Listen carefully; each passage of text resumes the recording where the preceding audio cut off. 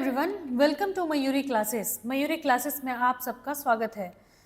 आज हम पिछले क्लास को कंटिन्यू करेंगे। पिछले क्लास में हमने एफआरओ के 65 एमसीक्यूज किए थे, उसे ही आज कंटिन्यू करेंगे। तो चलिए फिर क्लास को स्टार्ट करते हैं बिना देरी किए। और पहला क्वेश्चन है आपके स्क्रीन पे। झारखंड के किस क्षेत्र में बलुई मिट्टी पाई जाती है? आंसर करेंगे। झारखंड के किस क्षेत्र में बलुई मिट्टी पाई जाती है? इसका आंसर क्या हो जाएगा? इसका आंसर हो जाएगा पाकुड़। ठीक है, तो पाकुड़ के क्षेत्र में बलुई मिट्टी ज़्यादा पाई जाती है, जो मेनली नदी तालाबों के किनारे जलोढ़ वाले एरिया में पाई जाती है। जलोढ़ मतलब कि नदी के किनारे वाले एरिया जहाँ पानी ज़्यादा होता है, उस वाले इलाके में पाई जाती है। ठीक है ना। नेक्स्ट क्वेश्चन की तरफ बढ़ते हैं। Question number 67। झारखंड में अधिकतम आर्द्रता डैश महीने में पाई जाती है और न्यूनतम आर्द्रता डैश मतलब खाली जगह महीने में पाई जाती है? आंसर करेंगे। ऑप्शंस आपके सामने हैं।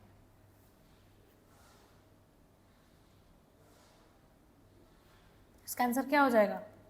कौन से महीने में अधिकतम आर्द्रता मतलब कि ह्यूमिडिटी, ठीक है ना, इसको ह्यूमिडिटी भी बोलेंगे। तो कौन से महीने में सबसे ज़्यादा ह्यूमिडिटी पाई जाती है और कौन से महीने में कम ह्यूमिडिटी रहती है?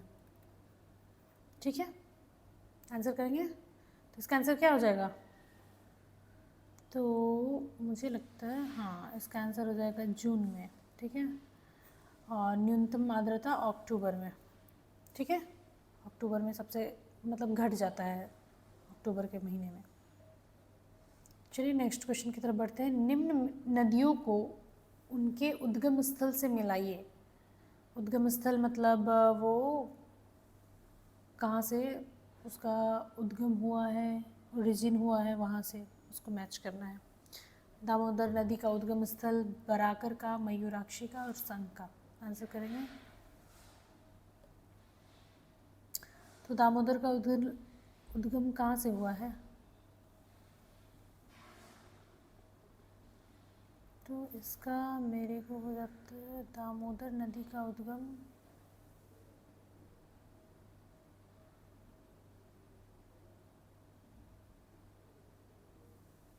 नेतराट। बराकर का क्या हो जाएगा? हजारीबाग। मयूराक्षी का क्या हो जाएगा? देवघर, त्रिकुट की पहाड़ी। इसमें से एक दो भी ऑप्शंस आपको याद होंगे तो फिर आप आंसर कर लोगे। मैच करने वाला इजी होता है। संख नदी का पलामू। ठीक है, तो ये कहाँ से मैच हो रहा है? Option number D, right. Okay, next question की तरफ बढ़ते हैं। क्वेश्चन नंबर हो गया 69। बाबा बैद्यनाथ मंदिर के लिए देवघर कारागार के कैदी फलों से नाग मुकुट बनाकर समर्पित करते हैं। इस परंपरा की नींव 1919 में किसने रखी थी?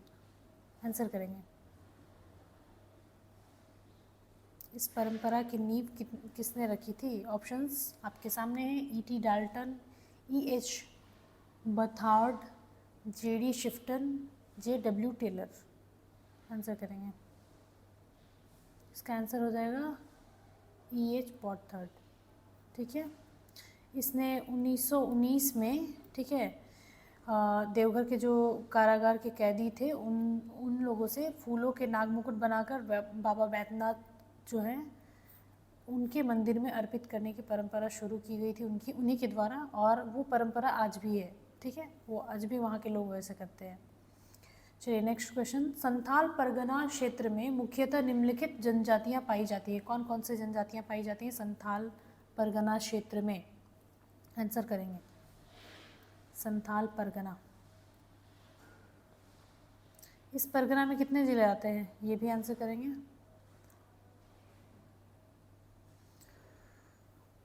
आंसर करेंगे निम्नलिखित में से जनजातियाँ, कौन सी जनजातियाँ पाई जाती हैं? तो क्या हो जाएगा इसका? ऑप्शन सी हो जाएगा, बिरहोर, बैगा, बथुड़ी। ये संथाल परगना क्षेत्र में पाए जाते हैं। और संथाल परगना में कितने ज़िले आते हैं? तो ये भी क्वेश्चन पूछता है। तो 6 ज़िले आते हैं। ठीक है, संथाल परगना में कौन कौन से? तो इसका आंसर हो जाएगा गोड्डा, देवघर, दुमका, जामताड़ा, साहिबगंज, ठीक है। गोड्डा, देवघर, दुमका, जामताड़ा, साहिबगंज, ये सारे ज़िले संथाल परगना में आते हैं। और इसका जो है सेंटर कहाँ पे हो जाएगा, मुख्यालय जिसको बोलते हैं, वो दुमका में, ठीक है ना, याद रखिएगा आप। चलिए नेक्स्ट क्वेश्चन की तरफ बढ़ते हैं। क्वेश्चन नंबर 71, झारखंड की प्रथम स्टार्टअप नीति कब घोषित की गई? झारखंड की प्रथम स्टार्टअप नीति कब घोषित की गई थी? आंसर करेंगे, इसका आंसर हो जाएगा 2016, ठीक है। तो स्टार्टअप नीति क्या है ये भी जानना ज़रूरी है हमारे लिए। तो स्टार्टअप नीति जो होता है वो नवाचार, मतलब किसी भी चीज़ को नए से स्टार्ट करना, और आर्थिक विकास,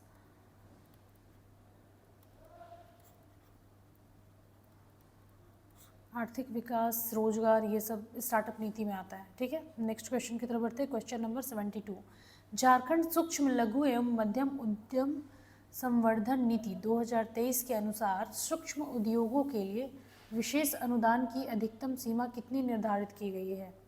आंसर करेंगे, ऑप्शंस आपके सामने, आंसर करेंगे।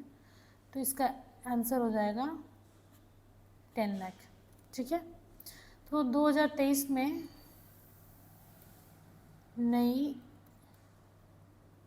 एमएसएमई, ठीक है, नई एमएसएमई की नीति के तहत सूक्ष्म उद्योगों के लिए, सूक्ष्म उद्योगों मतलब स्मॉल स्टार्टअप के लिए अधिकतम राशि कितना किया गया है? तो 10 लाख का अनुदान देने का प्रावधान किया गया है, ठीक है ना। चलिए आगे बढ़ते हैं। झारखंड अवसर विकास तथा ग्रामीण विकास जोहार कार्यक्रम किस अंतर्राष्ट्रीय संस्थान के सहयोग से संचालित किया जा रहा है? आंसर करेंगे, ऑप्शंस आपके सामने हैं, विश्व बैंक, यूनिसेफ, यूनेस्को, विश्व स्वास्थ्य संगठन, किसके द्वारा?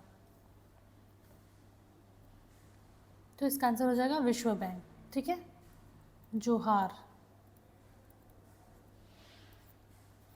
इसका फुल फॉर्म भी आप लिख सकते हैं, तो हो जाएगा झारखंड अपॉर्चुनिटी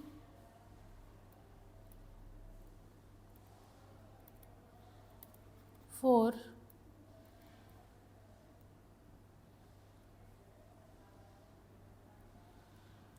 हार्नेसिंग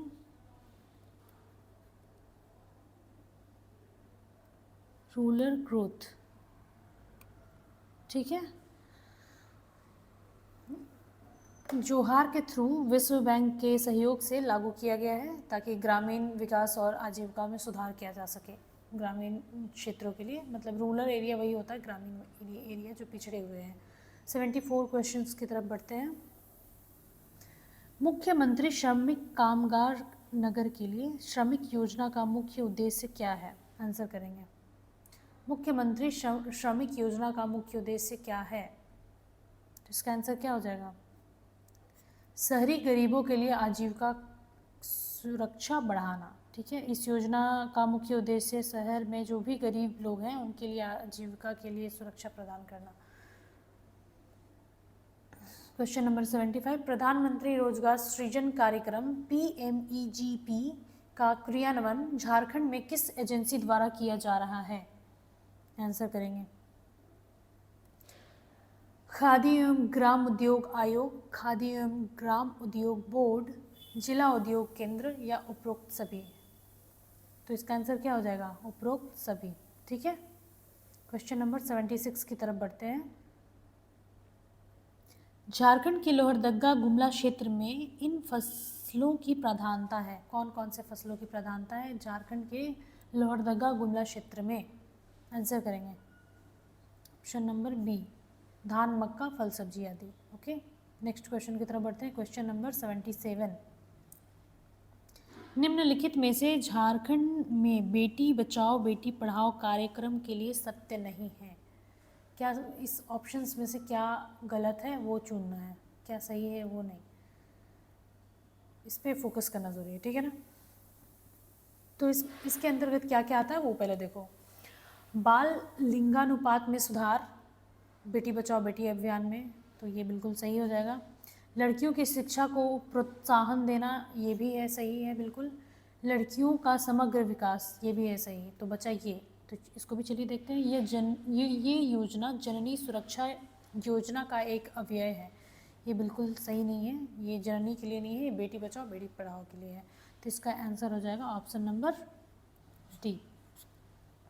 चलिए, क्योंकि गलत ही पूछा है तो इसमें जो गलत है वही सही है। नेक्स्ट क्वेश्चन की तरफ बढ़ते हैं। Question number 78।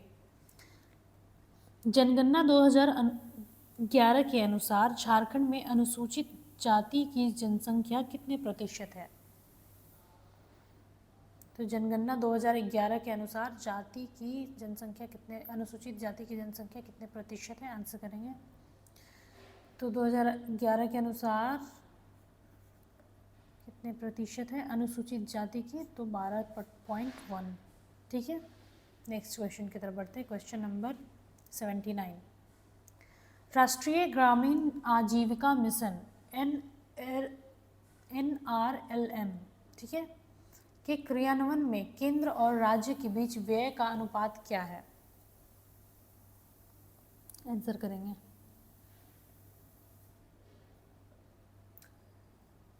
इसका आंसर हो जाएगा 60:40, ये रेशियो के बीच केंद्र और राज्य का अनुपात है। ठीक है, नेक्स्ट क्वेश्चन की तरफ बढ़ते हैं। Question number 80। झारखंड बजट 2024-25 के अनुसार झारखंड के कुल करों में कितने प्रतिशत आय राज्य के अपने करों से प्राप्त होगी? कर मतलब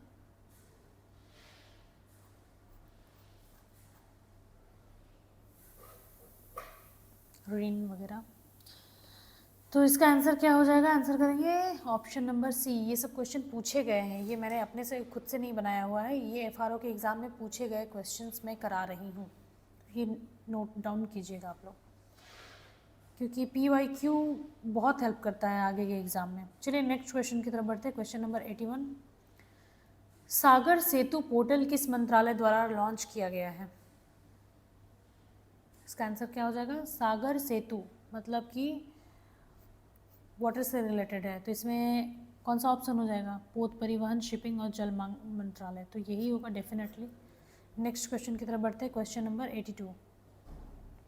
स्वागतम ऑनलाइन प्रणाली किस संस्था द्वारा शुरू की गई है? ऑप्शंस आपके सामने हैं। स्वागतम ऑनलाइन प्रणाली किस संस्था द्वारा शुरू की गई है? तो ये हो जाएगा विदेश मंत्रालय द्वारा। ठीक है, ये क्यों शुरू की गई है स्वागतम ऑनलाइन प्रणाली? तो विदेशी मेहमान जो आते हैं ना, विदेशी मेहमान, उन लोगों का पंजीकरण, रजिस्ट्रेशन वगैरह आसान हो सके, इसलिए ये पोर्टल को स्टार्ट किया गया है। नेक्स्ट क्वेश्चन की तरफ बढ़ते हैं। Question number 83। ब्रह्म समाज की संस्थापक कौन थे? ब्रह्म समाज के संस्थापक कौन थे? आंसर करेंगे।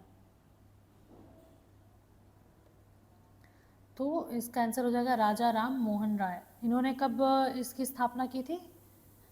तो 1828 में राजा राम मोहन राय ने ब्रह्म समाज की स्थापना की थी। ठीक है, नेक्स्ट क्वेश्चन की तरफ बढ़ते हैं। Question number 84। झारखंड सरकार के प्रथम कॉरपोरेट सोशल रिस्पॉन्सिबिलिटी CSR नीति कब घोषित की गई? आंसर करेंगे। ऑप्शंस आपके सामने हैं। आई थिंक इसमें थोड़ा सा कन्फ्यूजन है ये और ये ऑप्शंस में, तो आप एक बार मैच कर लेंगे नेट से या फिर जहाँ से भी, ठीक है ना। नेक्स्ट क्वेश्चन की तरफ बढ़ते हैं। Question number 85। निम्नलिखित में से कौन सा जुलाई 2024 में प्रस्तुत केंद्रीय बजट का विषय नहीं है? ऑप्शंस आपके सामने हैं। जुलाई 2024 में जो बजट आया था उसका कौन सा विषय नहीं है, कौन से सब्जेक्ट उसमें मेंशन नहीं किया गया था? आंसर करेंगे। तो इसका आंसर क्या हो जाएगा? गरीबी। ठीक है ना, पॉवर्टी के बारे में नहीं बात की गई थी। चलिए आगे क्वेश्चन नंबर 86 को देखते हैं। 86 में है केंद्रीय बजट 2024 में वेतनभोगी कर्मचारियों के लिए मानक कटौती स्टैंडर्ड डिडक्शन की राशि क्या है? आंसर करेंगे। तो स्टैंडर्ड डिडक्शन की राशि है 75,000। ठीक है, नेक्स्ट क्वेश्चन की तरफ बढ़ते हैं। Question number 87। किस राज्य ने स्वास्थ्य जोखिम के कारण अनुच्छेद 47 के तहत हुक्का उत्पादों पर प्रतिबंध लगा दिया है?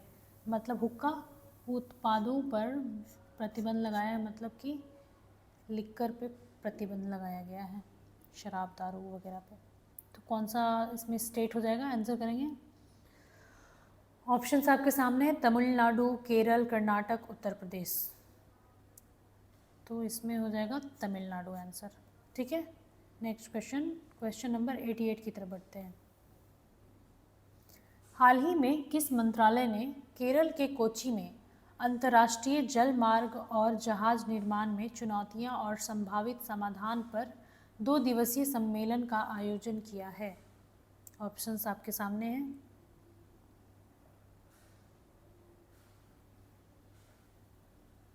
अंतर्राष्ट्रीय जल मार्ग और जहाज निर्माण में चुनौतियों से रिलेटेड, मतलब कि ये भी है जल मार्ग वगैरह जहाज से रिलेटेड है। तो इसमें ऑप्शंस आपके सामने है, तो कौन सा हो जाएगा? पहला है बंदरगाह, जलपोत, राजमार्ग मंत्रालय, वाणिज्य, सामाजिक न्याय, नागरिक। तो इसमें वाटर से रिलेटेड कौन सा ऑप्शन है ये भी मैच कर सकते हैं आप। अगर आपको आंसर नहीं पता है तो आप एलिमिनेट करके आंसर कर सकते हो। ठीक है, क्वेश्चन नंबर 89 की तरफ चलते हैं। हाल ही में भारतीय क्रिकेट टीम के किस पूर्व ऑलराउंडर को अंतर्राष्ट्रीय क्रिकेट परिषद ICC ने T20 विश्व कप के लिए राजदूत नियुक्त किया? आंसर करेंगे। ऑप्शंस आपके सामने है, इरफान पठान, कपिल देव, युवराज सिंह, सचिन तेंदुलकर। इसका आंसर क्या हो जाएगा? युवराज सिंह। तो ICC ने युवराज सिंह को T20 वर्ल्ड कप का ब्रांड एम्बेसडर अपॉइंट किया है। ठीक है ना, चलिए नेक्स्ट क्वेश्चन की तरफ बढ़ते हैं। Question number 90। झारखंड का कुल भौगोलिक क्षेत्रफल लगभग कितना है? आंसर करेंगे। ये क्वेश्चन आता है, बहुत बेसिक सा क्वेश्चन है, लेकिन ये एग्ज़ाम में पूछे जाते हैं और स्टूडेंट थोड़े थोड़े पॉइंट की वजह से कंफ्यूज हो जाते हैं। तो आंसर करेंगे आप बहुत ध्यान से। इसका आंसर हो जाएगा ऑप्शन नंबर C। बहुत लोगों को पता भी होगा, लेकिन ये रिकॉल करना बहुत ज़रूरी है। ठीक है, चलिए आगे क्वेश्चन की तरफ बढ़ते हैं। Question number 91। मेनिंजाइटिस के खिलाफ MEN5CV वैक्सीन का उत्पाद करने वाला दुनिया का पहला देश कौन बना है? आंसर करेंगे। ऑप्शंस आपके सामने, भारत, कनाडा, जर्मनी, नाइजीरिया। इसका ऑप्शन हो जाएगा ऑप्शन नंबर D, नाइजीरिया।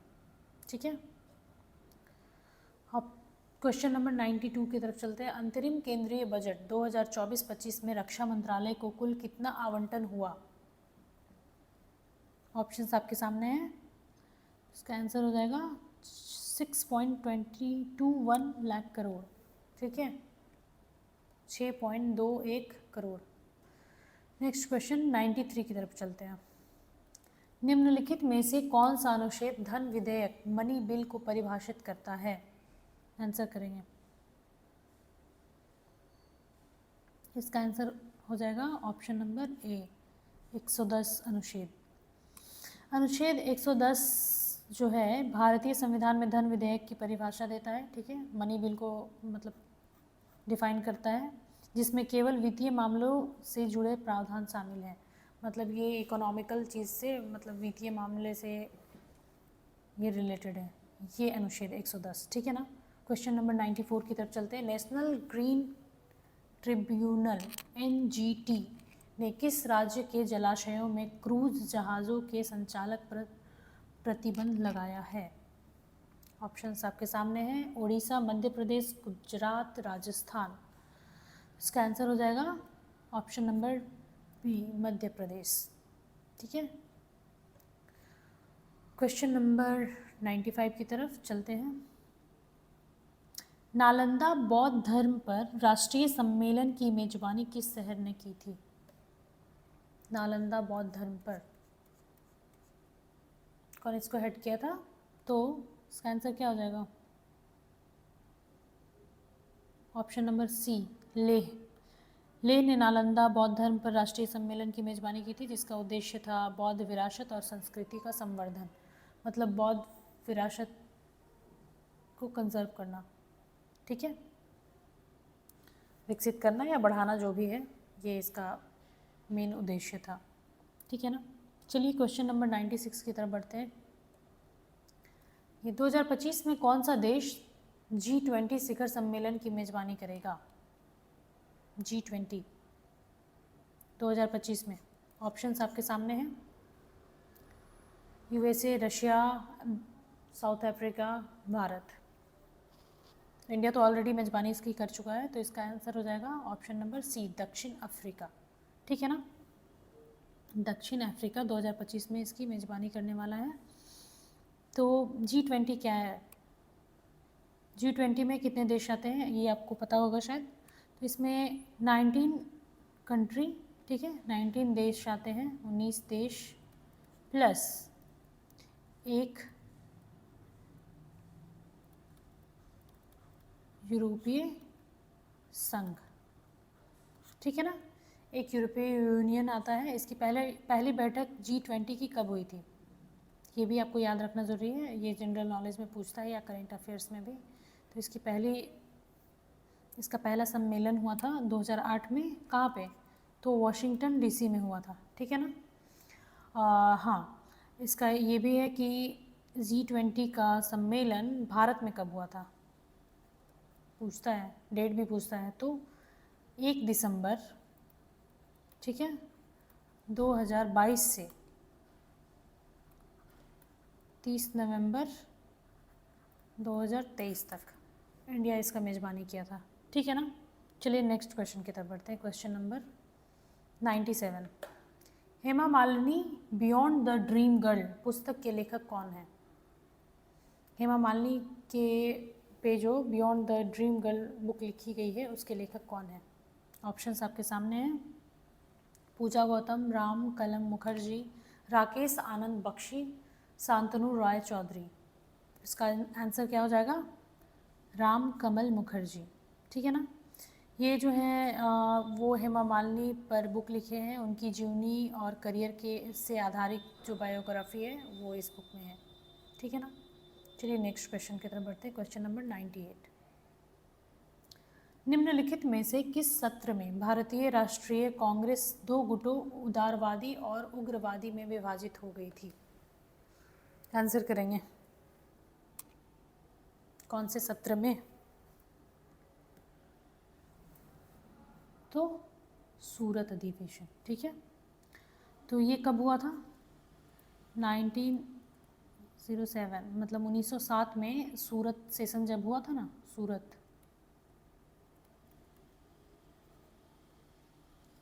सूरत सेशन में कांग्रेस दो गुट में बट गया था, एक उदारवादी में एक उग्रवादी में।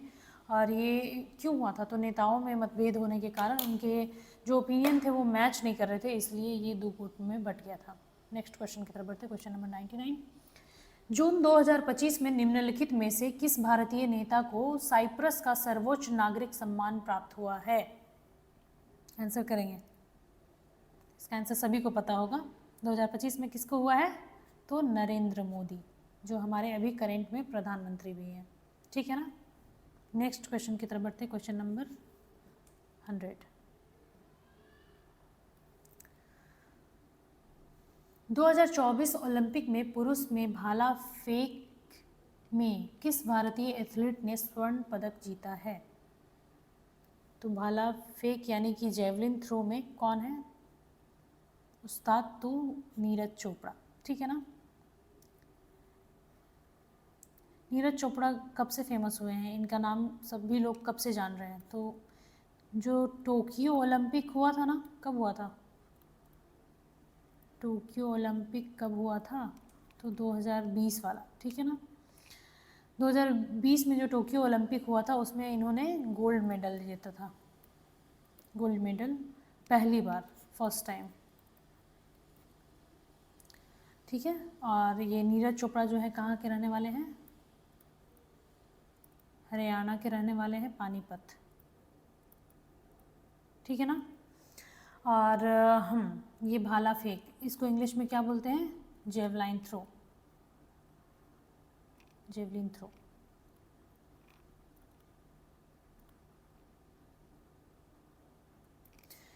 ये जेवलिन थ्रो जब से इन्होंने 2020 में टोक्यो ओलंपिक में जीता है, उस समय से भाला फेंक दिवस मनाया जाता है, जेवलिन थ्रो डे। वो कौन से दिन को मनाया जाता है? तो याद रखिएगा 7 अगस्त, ठीक है, को भाला फेंक दिवस मनाया जाता है। तो आज के लिए इतना ही, 100 क्वेश्चन हमने कर लिया है। Thanks for watching.